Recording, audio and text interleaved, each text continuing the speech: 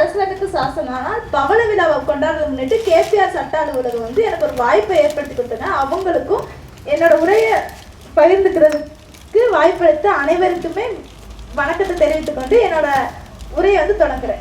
First நான் பேச போகிற டாபிக் என்னன்னா ஹியூமன் ரைட்ஸ் ப்ரொடெக்ஷன் ஆக்ட் 1993 மனித உரிமைகள் பாதுகாப்பு சட்டம் 1993.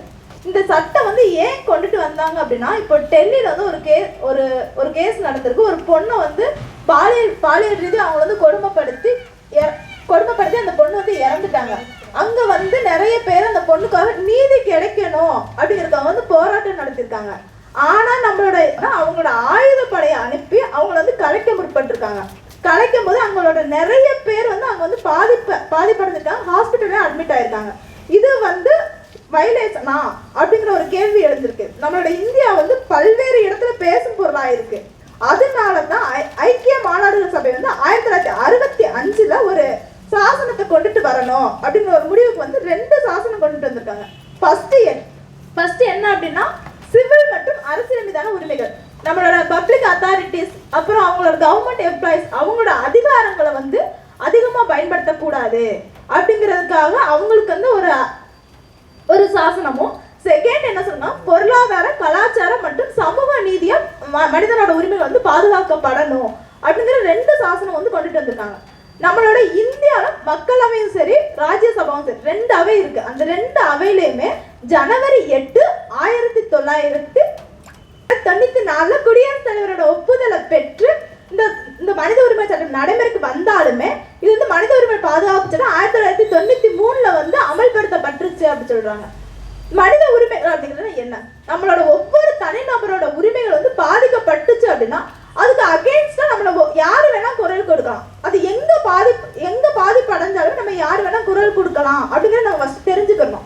அங்க நம்ம எங்க போய் வழக்கு தொடுக்கலாம் அப்படின்னா இதுக்காகத்தான் தேசிய மனித உரிமைகள் ஆணையம், மாநில மனித உரிமைகள் பாதுகாப்பு ஆணையம், அப்புறம் ஹியூமன் ரைட்ஸ் கோர்ட்ஸ் இந்த மாதிரி நிறைய இருக்கு. அதுல போய் நம்ம வந்து வழக்கு தொடுத்து அதுல வந்து நமக்கு தேவையான தீர்வை வந்து பெற்றுக்கலாம் அப்படின்னு சொல்லி ஏற்படுத்தி கொடுத்துருக்காங்க.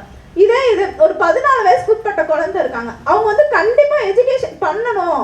இதுல வந்து அவங்களோட பெற்றோரோ இல்ல சுத்தி இருக்கிறவங்களோ நீ வந்து வேலைக்கு போகணும் அப்படின்னு சொல்லி அவங்க வந்து வற்புறுத்த முடியாது. அதுவுமே ஒரு அடிப்படை உரிமை மீறல். நம்மளோட கான்ஸ்டியூஷன்ல வந்து அடிப்படை உரிமைகள் கொடுத்துருக்காங்க. ஒரு மனுஷன் வந்து வாழ்றதுக்காக சுதந்திரமா கண்ணியமா அது வந்து வாழ்றதுக்கான உரிமை வந்து கொடுத்துருக்காங்க. இங்க வந்து ஒரு 14 வயசு குழந்தையோட படிப்பு வந்து பறிக்கும் போது அவனோட வாழ்றதுக்கான சுதந்திரமும் கண்ணியமா அங்க பறிக்கப்படுது.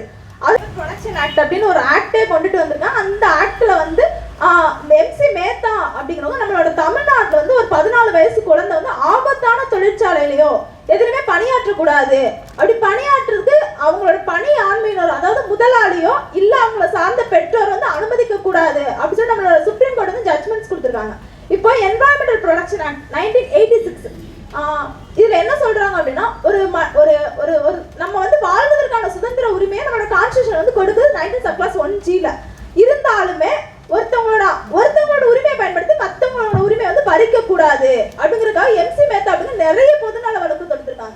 இதுல ஃபார் எக்ஸாம்பிள் என்ன சொன்னா தோல் பதனிடுதல் வழக்கு சொல்லலாம். தோல் பதனிடுதல் வழக்குல ஒரு தோல் பதனிடுதல் தொழிற்சாலை வந்து இயங்கிக்கிட்டு இருக்கு. அப்படி இயங்கிக்கிட்டு இருக்கும்போது அது வந்து அவங்களோட வாழ்வதற்கான சுதந்திரம் தான்.